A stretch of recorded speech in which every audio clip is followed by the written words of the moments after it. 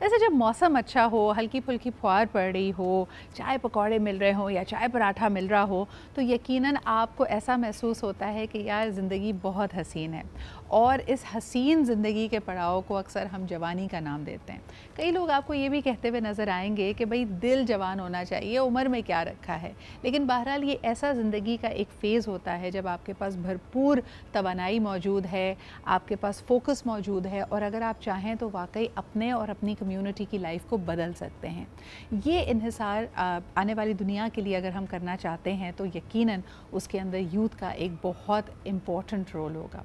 और इसी रोल को रिकग्नाइज़ करते हुए अक़वाम मुत्तहिदा ने यानी यूनाइटेड नेशंस ने 1999 में तमाम मुल्कों को अपना सिग्नेटरी बनाया कि उनकी हुकूमतें, उनकी रियासतें काम करेंगी फ़लाह और बहबूद के लिए नौजवानों की, क्योंकि यकीनन नौजवान ही आने वाले वक्त का, आने वाले मुस्तकबिल के मेमार होंगे।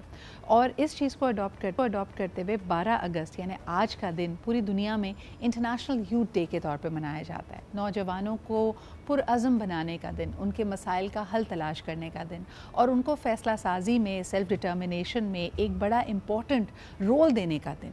आज ख़ास तौर पे साल 2024 की अगर बात की, इसका रोल है, जो इसकी थीम है वो digital pathways for young people and shaping a world towards sustainable development.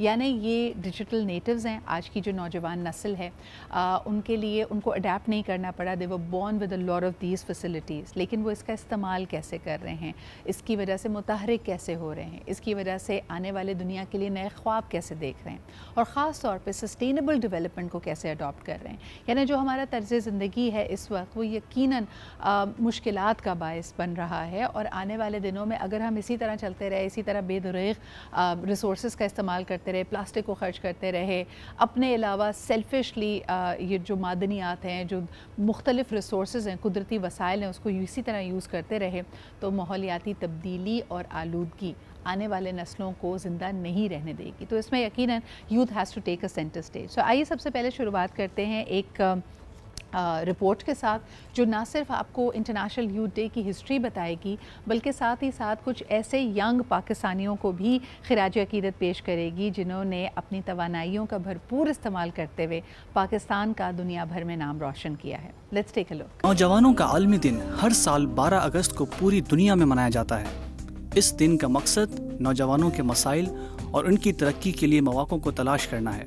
नौजवानों का आलमी दिन 1999 में अक़वाम मुत्तहिदा ने कायम किया था, ताकि पायदार तरक्की, अमन और सलामती के लिए नौजवानों की अहमियत को तस्लीम किया जा सके।